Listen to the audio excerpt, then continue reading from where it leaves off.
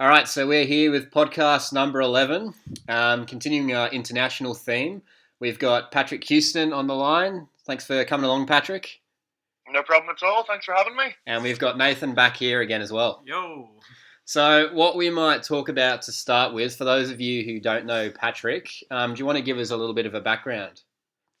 Sure thing. So I'm 24 years of age. I'm a professional recurve archer. I shoot a Hoyt recurve with carbon express arrows. I went to the 2016 Olympics, having qualified at the European Champs in Nottingham on home turf. It was pretty class to be able to do it, with my entire family and huge amounts of supporters there. I've got a fairly good international medal record, 3 World Championship gold medals as a junior. 2 of them won on the same day, which was a pretty cool day, that. That was at the World Youth in 2013. Multiple European medals. I have medals indoors, outdoors, field archery, pretty much all of it. So I'm an all-rounder. I love all forms of archery. Not done much clout. I've done 1 clout shoot in my life, and it was crazy and weird, and I don't understand how to do it very well. Nobody's done that. Yeah, no, you're not alone there. Not big fans of the cloud archery here either, so you're not alone in that one. I find it very interesting. It's just I have no skill in it, and I had to aim with my wrong eye with a gap beside one of my knuckles, and it was just really, really hard. Are you guys allowed to use mirrors and prisms and stuff for that over there? I don't know. Okay. Nobody at it had anything more complex than a really long sight track that sort of angled down. There was actually a guy shooting ACEs with X7 stuck over the front, shooting compound. So yeah, he had about maybe 8 to 10 inches of alley on the outside of his arrow, and the idea was obviously if he's shooting a compound, that drop is so flat, he wanted something literally to just pull them down out of the sky. He wasn't very good, but he obviously does a fair bit of clout. He had the theory, though. He had the theory under control. And then it was quite disappointing. I got my tassel badge, which is an award scheme Archery GB do, and I think it was the second lowest tassel badge. It's quite nice to get my foot on the ladder there. But there was one other recurve man, and he beat me by a substantial amount. And if I put him on a 720, I'd have 100 points on him. Yeah, there's something about cloud. It's always it's certainly a different podium to what you see in the target. When we shoot youth nationals over here, it's a prerequisite to be part of the state teams. You've got to shoot the clout, and you'll always see the people winning target are pretty much last or dead last on the clout. So it's I've never quite figured it out. There's a bit of witchcraft involved that I haven't quite mastered with that one. Indeed, I'd love to spend a bit more time doing it. However, the life of a professional Olympic recurver doesn't give too much opportunity for that. No, but I am a massive fan of field archery as well. Field archery and indoors. Frankly, outdoors is probably third on my list. I'd probably go field, indoors, 70. Yeah, right. Okay. So how long ago did you actually start shooting? I started at 8, but that was just a little activity in primary school, nothing serious at all. I joined the archery club in secondary school as well then. I got my own bow when I was, I think, 11 turning 12. Went to a couple of competitions that year, but nothing really much. Joined a club outside school at 12. Started competing all the time, sort of the end of 12 into 13. Got on the Northern Ireland squad, and I've just been absolutely obsessed with it every single weekend, tournaments the whole way through my teenage years. And now I managed to make a living from it, which is pretty cool. Yeah, just touching on your experience with the Rio Games, you mentioned just before that it was some qualifying event that I can't remember the name of. The European Championships. Can you tell us a bit about that and sort of the lead up, how your training went to push to the Rio Olympics? Sure thing. So I finished secondary school in 2014. I'd always planned to have a gap year. Before university. So I went travelling for a couple of months, and having won the World Youth Champs the year before, Archery GB invited me to be part of their Olympic programme. So after I'd been travelling for a little bit, not too long, I went full time, and that meant that the end of 2014, October, November, December, I started doing some international indoor shoots. I went to the Berlin Open, I went to the Marrakesh World Cup. I went to Nimes that year, qualified with 588. 2015 was an interesting year. I had fantastic indoor scores, but to begin with, at the end of the outdoor season, basically, or at the start of the outdoor season, the GB squad wasn't really up to scratch when I joined them. We'd do a simulation event, and 650s would be at the top of the pile, and that was myself and Larry Godfrey that were shooting them. We then went to some outdoor tournaments in 2015, and I very quickly realised the standard was a little bit higher. Through 2015, I discovered the book With Winning in Mind by Lanny Basham. I'd sort of absorbed from various people little bits of mental strategy and stuff like that I can quite happily chat to you about. But I think reading that book, defining a mental routine, really building up my self-image and structuring everything towards a specific goal, that really, really helped. However, that came a little bit late to qualify for 2016 in 2015. The World Champs in Copenhagen, where we had the Olympic qualifying tournament, one of the Olympic qualifying tournaments, GB didn't exactly do too well. I was the only male recurver that made the cut. So I think we then spent the next about 9 months preparing for the European Championships, where there were 3 spots up for grabs at the Olympic quota tournament in Nottingham. So I spent the next 9 months telling everybody, because the more you talk about, think about, and write about something, the more likely it is to happen. So if anybody would ask me about Rio, every single time I would say, yeah, I'm going to qualify at the European Champs in Nottingham, and then we'll go to Rio from there. Quite usefully, we brought in a new coach, Richard Priestman, who was three-time Olympian himself, 2-time Olympic bronze medalist. He's been GB national coach. He's been coaching across the world. He spent quite a lot of time traveling around South America, working for World Archery, doing months in different places. Richard came in, and the standard has improved so much under his leadership. I didn't do much technically different in my shot with Richard, but he changed almost the way I approached the shot, trying to get more bow fitness, more relaxation inside my shot, a bit more delivery into the front end, pushing the bow in towards the target. Interestingly, through the winter of sort of 2015, 2016, I really was not on form. I tried some different stuff technically that another coach had given me. Didn't really work. I had pretty crap Vegas in 2016, but after that we went to a training camp in Chula Vista, and then after Chula Vista we went on to Mexico, Tijuana there. By the end of halfway through the Mexico trip, I was getting my stuff back in shape. I then spent about 2 months doing an awful lot of indoor 70-meter plotting. So I found shooting on my own late at night and just shooting groups, fine-tuning with the equipment to make the groups come in. You see those arrows grouping tighter and tighter and tighter, and consistently, because I'm there on my own shooting, a bit of music playing, and just everything starts to really, really dial in. And then we came into the European Champs in Nottingham. I'd had a good couple of weeks practice before that, but doing quite a lot on the shot trainer, getting that really explosive delivery into the target and balance through the shot. Then probably the biggest thing I did for the Europeans was mental rehearsal. I'd done maybe 2.5, 3 months of 6 days a week mentally rehearsing the matches that I was going to be facing at the European Champs. Mentally rehearsing the archers I was going to be shooting against, the place we'd gone up and visited, home advantage and all that. So at the Europeans, well, I did pretty well in the individual match play. We had the European Champs and the Olympic quota tournament, and I got a bronze medal at the Europeans and a bronze medal at the Olympic quota tournament. So that meant out of the 14 matches I had that week, I won 12 of them. And we also got a team silver medal with the men's team as well. So it was a pretty fantastic experience. Huge amounts of British support, cheering and shouting and clapping and yahooing and various chants that I'm sure Mr. Potts could tell you all about. It was a great experience, fantastic memory, and then obviously that qualified me to be an Olympian. Very good. I heard you mention about the coach. Were you working with your own personal coach at the time, or is it sort of just with the national coach?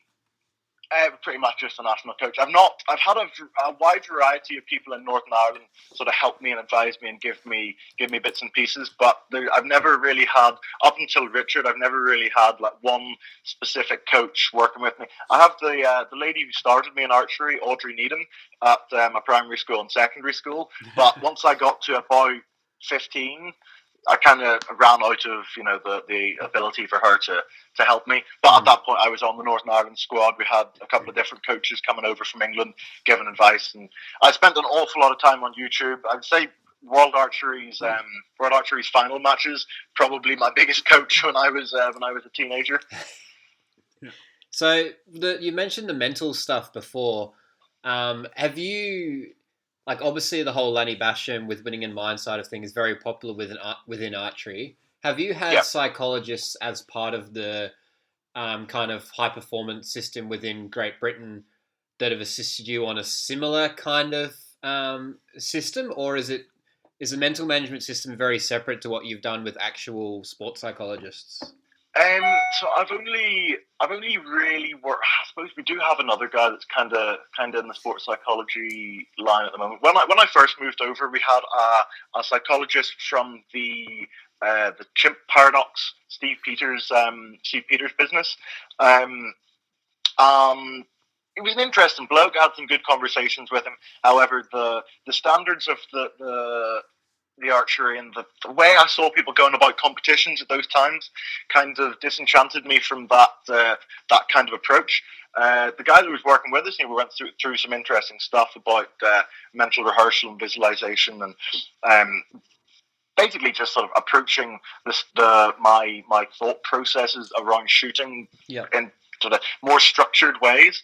Not a massive fan of the Chimp Paradox. I think it's a very good explanation of how the brain works and how you can you develop your programs and you can get glitches and goblins and these various different elements of.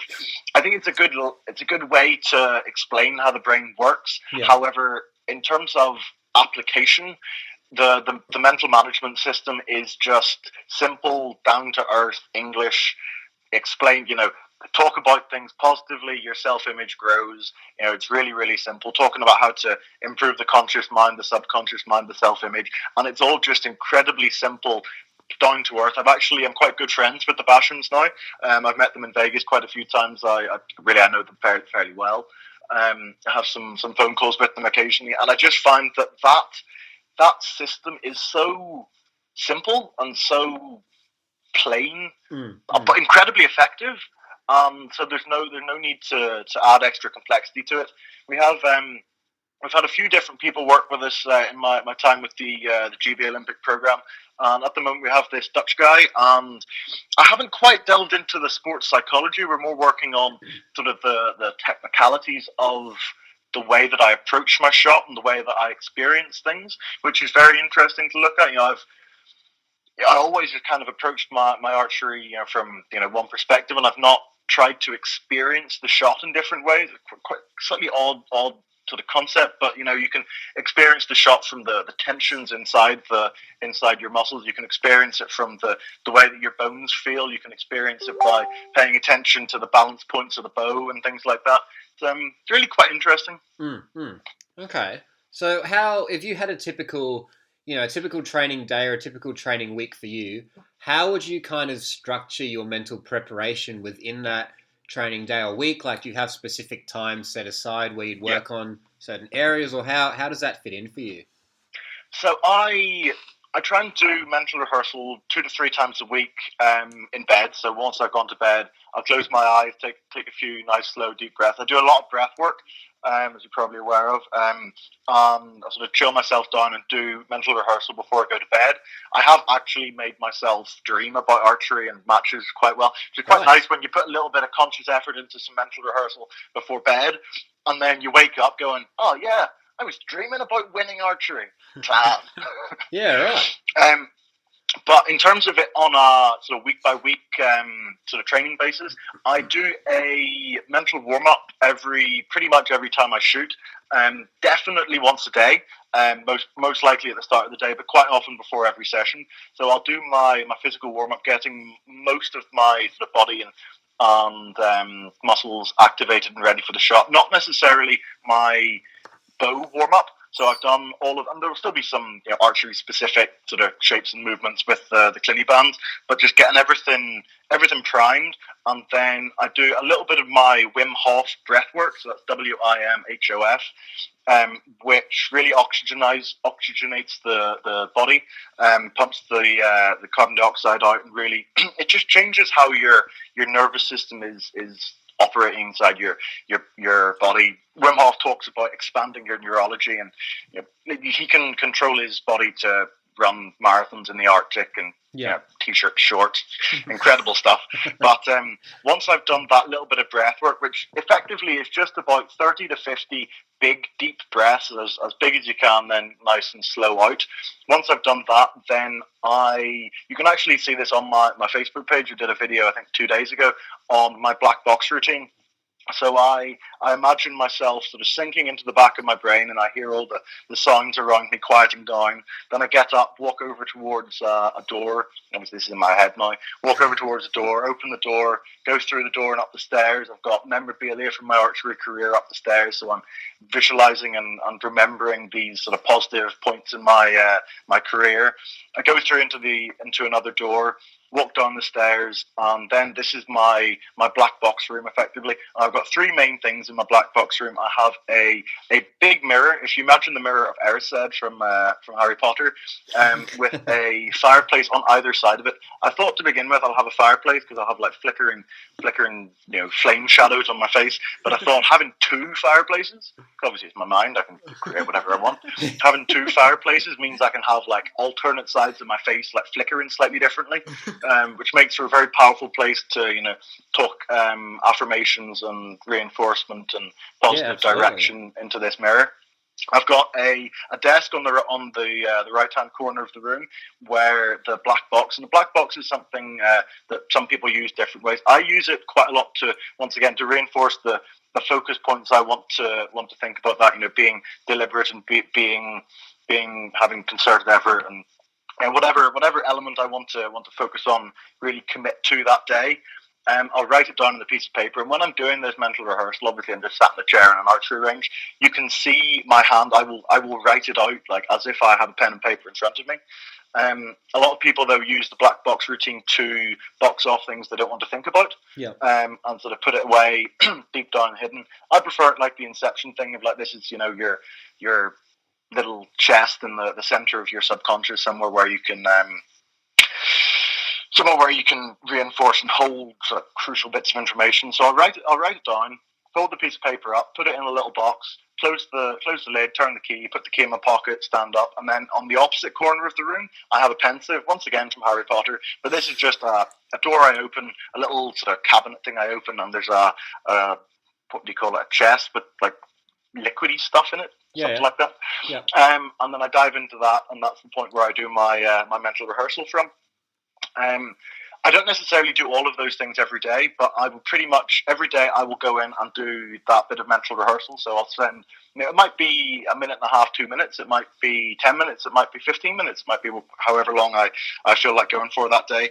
But I find it's a very good way to calm the brain, to chill myself out, to get a level of consistency and a level playing field within my mind, a little bit of direction, because that bit of the mental rehearsal of seeing yourself doing the shot, feeling the things you want to feel, shooting the arrows the way you want to shoot them, imagining that inside your own head is incredibly powerful in terms of then doing it for real, because the more you talk about, think about and write about something, the more likely it is to happen. So if I imagine that shot that I want going exactly the way I want, and me feeling in that competition, in that training the way I want, because you can add as many layers to your mental rehearsal as you like.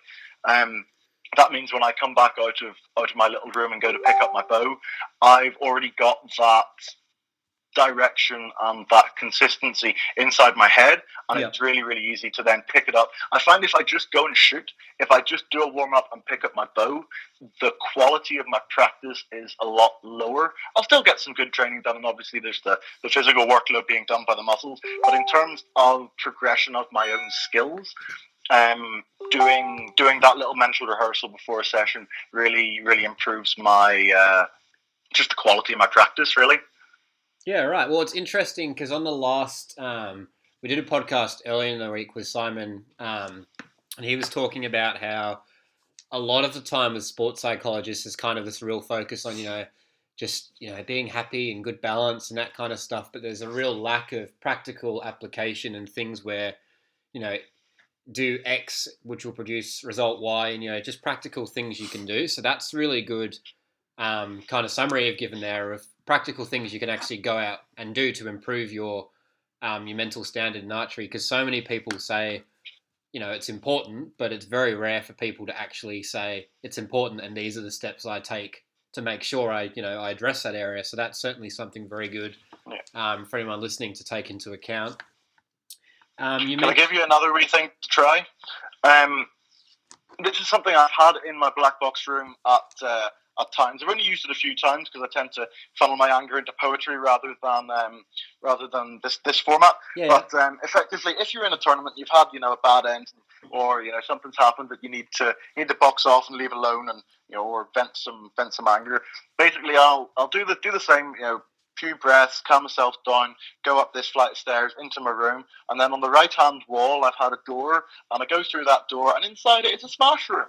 So I've got a couple of little plinths, a pile of things, TVs, microwaves, crockery, whatever, and then on the other wall I have a variety of tools, chainsaws, sledgehammers, etc. And I'm not joking, it is remarkably cathartic and very good for getting rid of energy to just imagine smashing stuff up. Yeah, right. Huh. And I know a lot of people get frustrated when they're out competing and things like that because we're all perfectionists and we don't like dropping points and stuff like that. And a bad arrow can cause you to, or a bad end can cause you to have a bad dozen, cause you to have a bad distance, etc. So if you have something like a little smash room to just go in and beat the living daylights out of a TV in your head, well, it's not exactly harmed anybody, and you probably feel a bit better and you're able to go shoot better. It's probably more socially acceptable than throwing bricks through the windows of all the cars in the car park as well. So yeah. And I know a large number of people that have holes in their tent from throwing their tab at it and things like that. You mentioned earlier as well your videos you've been putting on Facebook. We've seen a real trend in the last probably 3 months, especially in the last month. Everyone's locked away. There's a lot of archery content coming out on YouTube. What's your kind of goal with that? I mean, we've seen Jake Kaminsky, among others, start putting out some content as well. Is yours more aimed towards, I know you've done a lot of stuff towards strength training with archery. Are you planning to kind of expand on that with tuning, or what's your goal with putting that content out? What I think is the biggest thing that holds back pretty much everybody in archery, and frankly this tracks up pretty much even to the Olympians, is bow fitness. Almost every single beginner, not even beginner, but almost every single club archer, you would be hard pressed to go to a local level shoot and find somebody who is actually in control of their bow. Well, I would use the example of this guy I worked with in one of the clubs here in Shropshire. I did nothing with him technically because I said, Mark, you shot pretty tidy, but you don't really have enough fitness for us to do anything technically different in your shot. Yeah, he's very, very stiff. He's an office worker. He sits at a desk all day, and he loves his archery. He's at tournaments quite regularly, but he didn't really have the flexibility to be able to do anything different in his shot. So all we did was, I think I was at the club twice a week, and he was there all 3 days that the club's running. And all we did was, at the start of the session, he'd put his bow together, he'd do a very short warm-up, and then he'd do 5 minutes of bow training. And then at the end of the session, he would do 10 minutes of bow training. So this was no crazy amount of bow training. I wasn't getting him to do hours and hours and hours sat at the house, which would be fantastic. You'd come back fit as a fiddle. But all he did was a little bit of work with the elbow sling, a few reversals, elbow sling on, drawing the bow back, holding for probably 20 seconds, down for rest for 30. And in the space of 3 weeks, he set a personal best by like 30 points. Right. I didn't do anything with him technically. All I did was, and this is 3 weeks, if you ask pretty much any strength and conditioning coach, any sports scientist, how long does it take to get a training crossover from stimulus to results, they'd say minimum 6 weeks. But if you've got a bit of archery in you, if you've got a fair bit of not even a fair bit. I've got my girlfriend bow training sat in her house, and she hardly even been shooting yet. But if you just do a bit of bow training, it does a variety of things, I find, and it is so quick to have an effect with people. One of the things it does is you're spending a large amount of time at full draw in the positions that you're going to be in, and that programs your nervous system and your brain to find that position. It gives you that consistency and neural patterning of that position, so that when you come up to full draw, you very easily and quickly get into that position. I'm a big fan of Arnie's pump. Effectively, I think the pump is a very, very good way to build muscle. And by pump, what I mean is doing exercises with a high amount of reps, so that effectively the muscle just gets pumped up with blood. This is what a lot of bodybuilders really like, and they get that really swole feeling, and they're absolutely jacked and all that. However, it's actually, in my opinion, a very functional way to exercise, because what it does is it stretches the epimysium, the layer of fascia surrounding your muscle. It stretches that, and that retains a reasonable amount of that size, and the muscle can then quite easily fill and expand into that. So by doing reversals, by spending a lot of time at full draw, you are increasing the amount of time under tension, the amount of use of your archery-specific muscles really very, very quickly. And those muscles, because you're using them a lot, and you can do this with a lightweight clinny band, you don't have to be doing it with a high-weight competition bow, but just by using those muscles in that position for quite a long time, the muscles expand, the muscles grow, and you end up stronger in that position. The elbow sling as well has this fantastic addition that it takes the forearm, your draw forearm, out of the equation. Tension in the draw hand is one of the biggest things that holds back pretty much every single recurver. You can still see evidence of these flaws with Olympians. It is quite, like myself in Rio, I still had a very, very tight draw hand. Yeah, you're not alone there.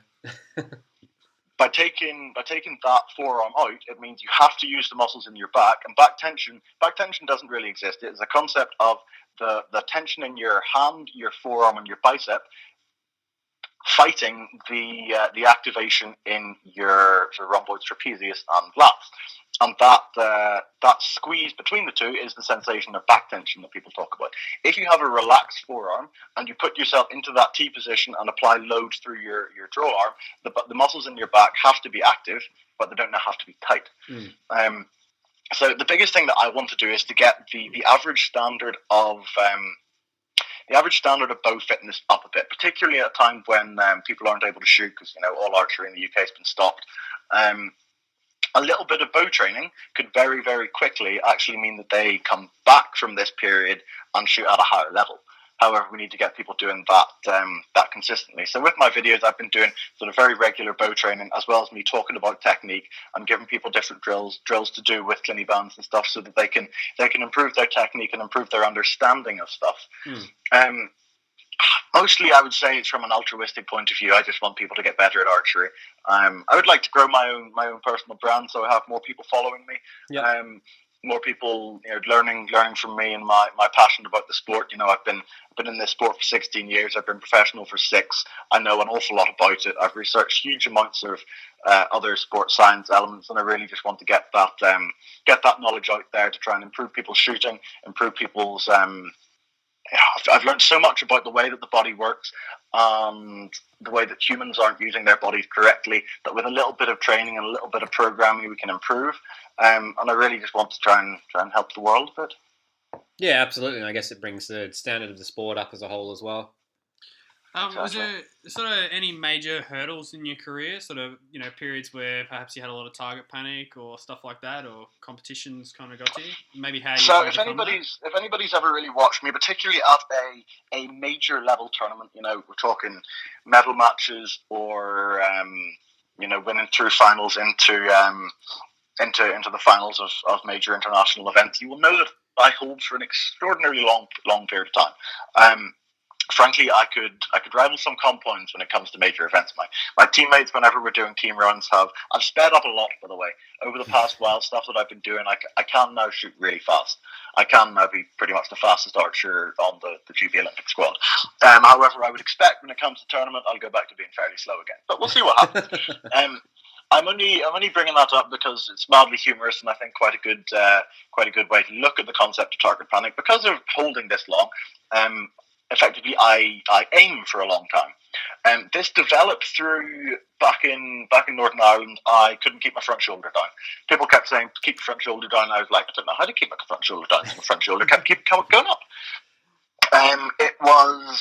I've developed now a very, very good front shoulder. I talk about the inside-out front shoulder as my sort of concept of the position for it, and it now holds really steady. However, I spent probably 2.5 to 3 years of doing regular tournaments and a lot of shooting, but with my front shoulder slowly collapsing up towards my ear, which obviously means I can pull 2 millimeters further back on the back end, and if I lose a millimeter there, it's going to take a long time to get through the clicker. Yes, yeah, that's right. So that pretty much taught me to aim for an awfully long time. But in terms of targets, right, I've had, maybe every 4 to 5 months, I'll have maybe 2 shots in a row where I come up to full draw and the sight pin just kind of bounces off the middle until it comes up the middle and then bounces off, bounces up to the middle and then bounces off.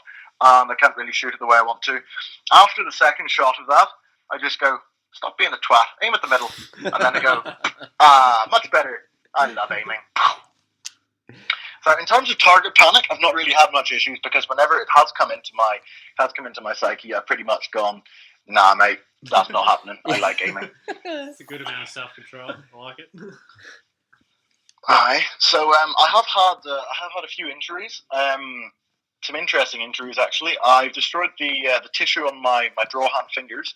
That was back in 2018. I'd recently changed to the thumbing technique that my coach Richard really likes, which is hooking the thumb in behind the SCM muscle on your neck.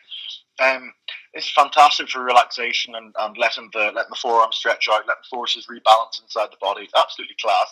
However, I misinterpreted stuff slightly and thought that I could have a position where there was no activation inside my forearm. And funny enough, you're pulling a 50-pound bow back, you need some activation inside your forearm flexors, because otherwise the string just rolls over your fingers, crushes the flesh, and is not good. I think it started in the qualifying round at Nîmes is when this started happening. My bottom finger started completely rolling off the string, and I could not keep it on. I think I got something like 572 with like a pile of 7s and 8s because of the shot was just going everywhere. Unfortunately, or fortunately, you could argue, the end of the 2017 indoor season had been very, very successful for me. So I had booked a whole host of tournaments for the 2018 indoor season. I had the Nîmes. I think about a week later, I went off to maybe it was 2 weeks later. About a week later, I went off to the Lancaster shoot. Absolutely class. I'd love to go to Lancaster again. It was very, very enjoyable. I did pretty crap because my fingers were coming apart. Yeah, it's not useful. Shortly after that, I went to Vegas and did pretty crap because my fingers were coming apart.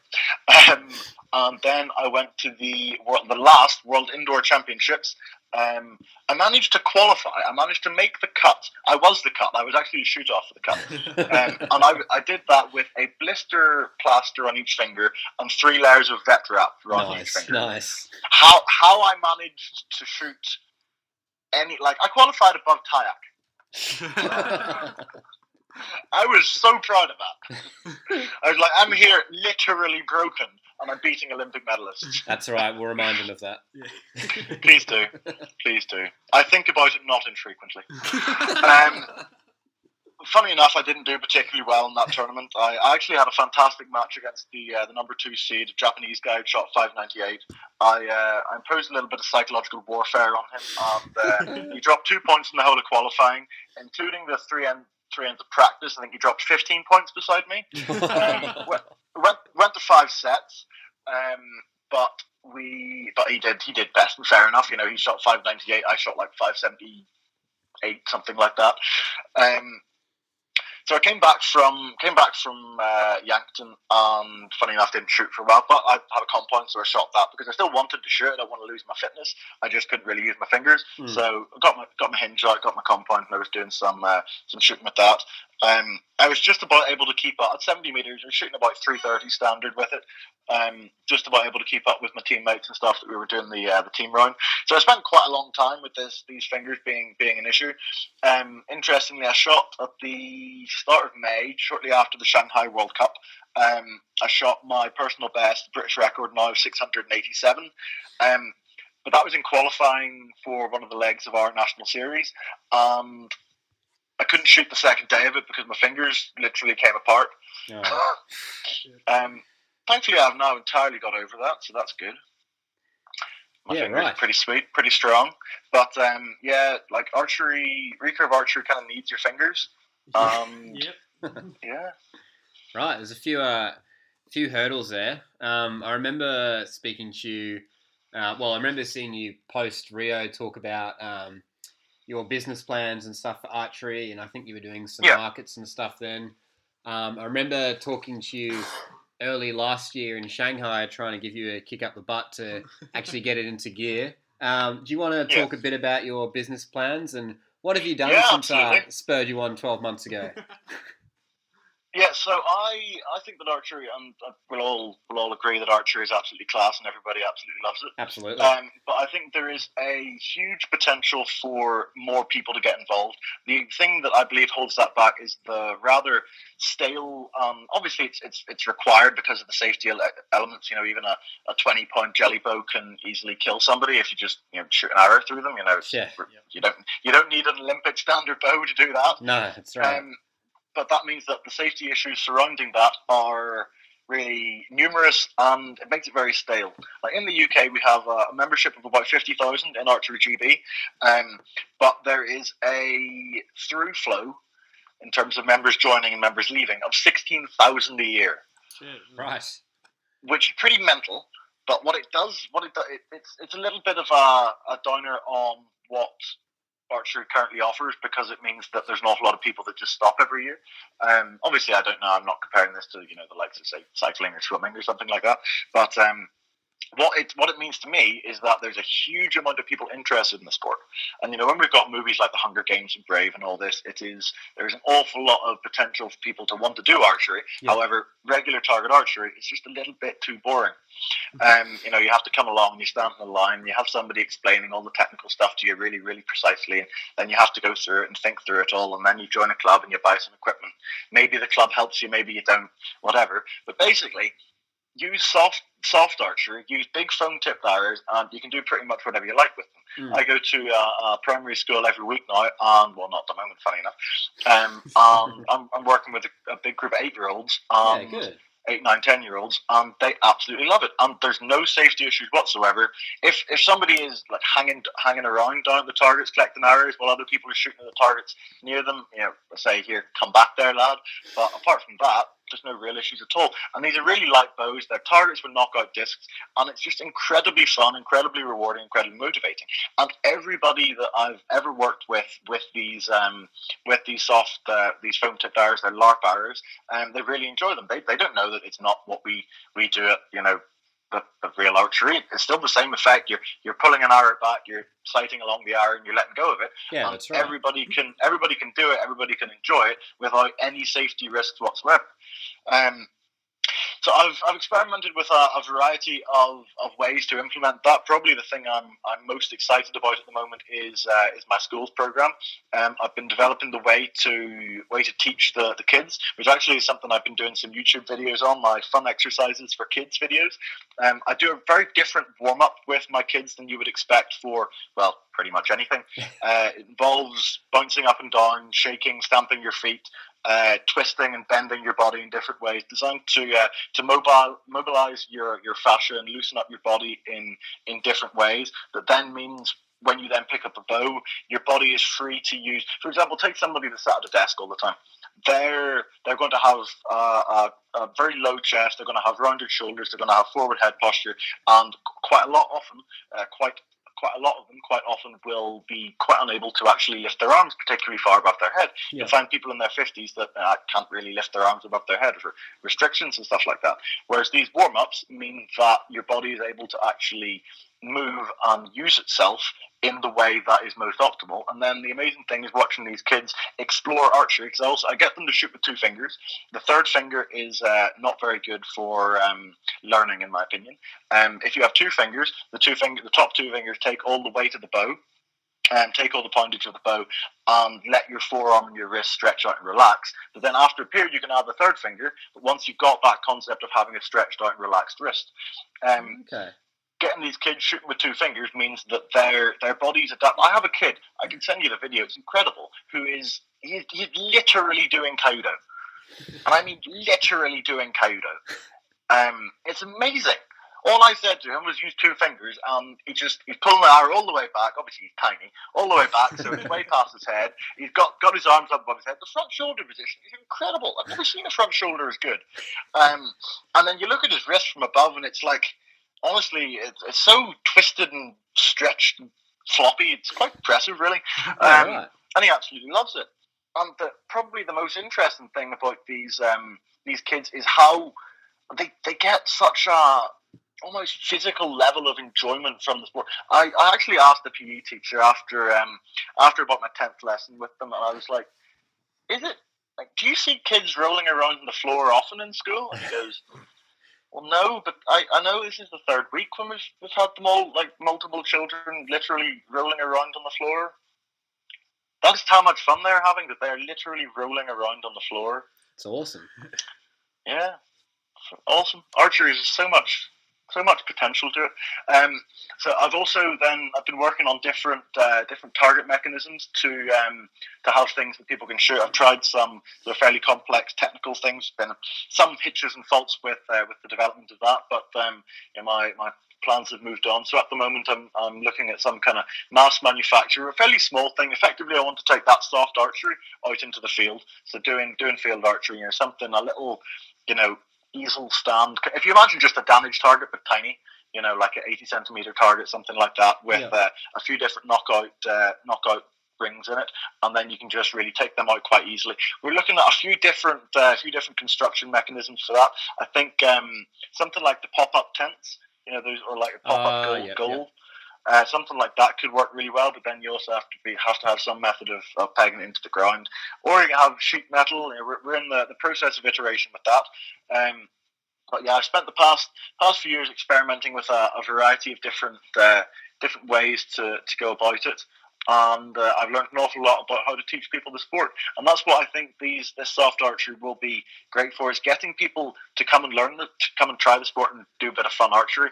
But then if you can direct them in how to shoot with some very, very simple elements to begin with. For example, I'm using just a standard sort of jelly bow, snake bow, little plastic grip thing. It's not really got a grip, as it were. It just has a sort of wide, thick, straight piece of plastic. But actually, if you put some tape around it, so that there are two loops, as in like a finger sling, you get the people to open their thumb and forefinger apart, and it actually ends up with a very, very functional position with them pushing into their thumb, and that then leads a whole set of rotations inside their arm and shoulder. Like I've got these kids. Some of them have lovely rotated elbows, rotated front shoulders, and all that, and I've never once mentioned to them about it. But just by that grip having a little set of finger slings that you put your hand into, the way that it opens your thumb away from your hand just directs all of that front end to being correct. And if then you get them to use two fingers rather than three fingers, it means that the back end relaxes, use your back muscles correctly, things open out, and you get a really nice strong front end, relaxed back end, and a good shot. If people can learn that to begin with as their first intro to archery, then they're far more likely, that tight backhand that most people have from being told, pull the string to your face, and then they pull this fistful of string back into their face. That is almost impossible to lose. So if don't tell them to anchor, two fingers, and just tell them to pull it back and then let it go. And then once they get a little bit of consistency, you talk to them about bringing it into somewhere near their face, but they still have that stretched out hand. I think there's an awful lot of possibility for people to just learn the sport well.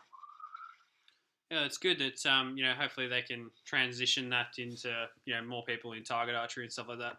Have you ever been to Australia? I have not been to Australia, no. Oh. Any plans? Our current performance director was the head of the Australian Institute of Sport for a period of time. Oh, you stole him. Yes, very much so.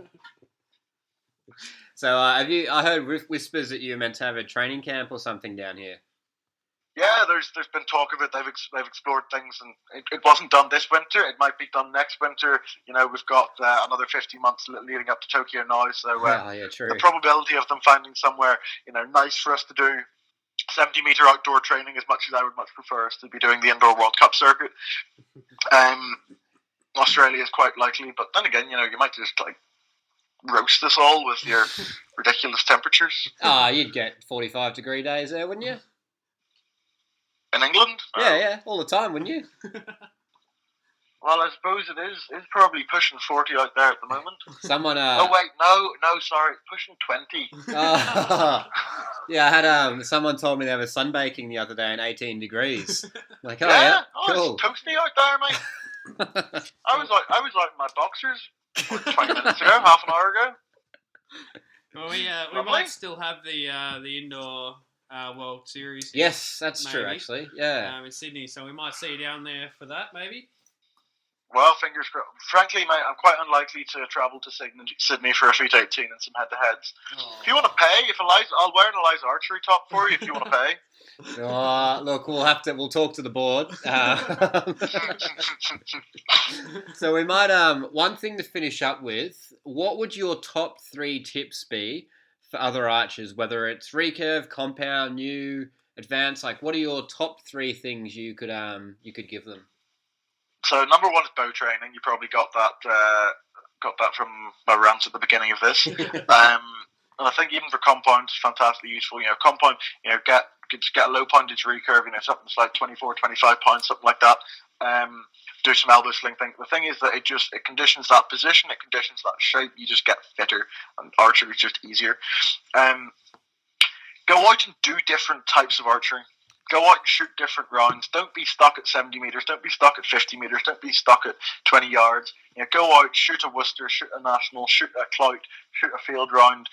Do different types of archery. Enjoy different things. First off, you'll enjoy the sport more. And secondly, what I found by doing loads of different types, particularly field is fantastic for this. You learn to just try to do your best standard of archery. It doesn't matter if you've got a really small gold circle that's really close, or a much bigger gold circle that's further away, or a middly gold circle that's middle distance.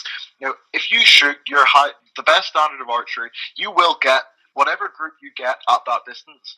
If you are stuck at one distance, you will fluctuate loads. You will see the standard change. You will get comfortable with a certain standard that you shoot. And it becomes quite difficult to break that. If you go and do something different, to say you're practicing at 70 metres all the time because you want to try and get some qualifying scores, if you actually move your 122 to 50 metres and practice that for a month and do a pile of 720 scoring there, you'll find that your score will go up an awful lot. But if you were shooting, say, 620 at 70, you come into 50 metres, you're probably going to be shooting 680, that allows your self-image to adapt to the concept of you shooting higher scores. When you then move back out to 70, you will subconsciously expect, and therefore you will get, higher standards of groups because you've just seen an awful lot more hours in the gold than you did before. So bow training, change it up, do different types of archery. I'll probably just say research and explore. As you were saying, there's so much stuff on YouTube nowadays. You've got Jake Kaminsky stuff. You've got the Tyler Benner and KSL books, Inside the Archer. You've got Kim Tak Young. You've got The Heretic Archer by Vittorio Frangilli. You've got Competition Archery Media, where you can watch stuff constantly on there. You've got Ash Morgan's Online Archery Academy. There is so much information nowadays online, in books, in different formats. If you're a visual learner, if you're an auditory learner, if you need to read stuff, if you want to watch World Archery videos, there is so much archery information out there nowadays that it is so simple for you to learn, improve your knowledge, improve your technicals, improve everything about the way you're doing your sport. That frankly, there's no excuse. To watch coaches make mistakes with people technically and try and tell them to do something. You ask them about what they're trying to teach, and you realise that all they have is random club knowledge of, don't drop your front arm, don't have a flappy release, back tension, whichever one they decide out of shoot with one eye open or two eyes open. This isn't actually like coaching. Get in behind your front shoulder, get rotation of the front shoulder, get relaxation of the back the back wrist, get strength inside your shot, have direction towards the target, have expansion inside the shot readily available, have bow fitness. These are all concepts which are very, very easily taught if people would understand them. If you buy Inside the Archer by KSL and Tyler Benner, I would look at that as pretty much a Haynes manual, a biomechanical manual of how to do archery. I think there's a couple of elements missing from it, but frankly, I wouldn't actually disagree with anything he said. It's very prescriptive. Everything is you must, you have to, this is the only way that it can be done, which is a bit unnecessary. But in terms of how it all fits together, how a recurve shot can be built, I basically wouldn't fault it. So if you read that book, you read it front page to back page, and you absorb 40% of it, you absorb 10% of it, you're going to get better at archery. You listen to Jade Kaminsky ranting on a Facebook Live for an hour and 20 minutes on how to make a grip, you're going to get better at making grips. That's right. It is true. There's so much stuff out there now, and I think a lot of people kind of wait for it to fall into their lap, whereas it doesn't take much to jump on your phone now and spend half an hour on YouTube and have that slight improvement. You go onto YouTube and type in 2006 World Field Archery Championships. You can watch a fantastic compilation by World Archery, or FITA as it was then, of all of the matches. I particularly recommend that because Seb Rohrberg versus Michele Frangili. Rohrberg has his swing bars on and is a rifle. And you can just see different ways of shooting. You can look at videos of people shooting back in the 80s, 90s Olympic technical footage. You can watch so many things damn near instantaneously that it's a sin not to. Well, thanks heaps, Patrick, for sharing all that with us. Where can people find you if they want to follow along on social media? I'd recommend you have a look at my Facebook page, Patrick Huston, OLY, and Houston is spelled H-U-S, not H-O-U. You can look at my Instagram, Hustagrams, once again, H-U-S-T-A-G-R-A-M-S, or Patrick Huston on YouTube as well. So there's plenty of stuff out there, and feel free to have a look. I've shared an awful lot of knowledge in the past while on the various channels. There's probably multiple hours of videos done in the past couple of months. Awesome. Well, thanks heaps for that. If any of you guys have further questions and stuff, feel free to get in contact with Patrick on any of the mediums he's just mentioned, or as always, you can contact us at elizaarchery.com.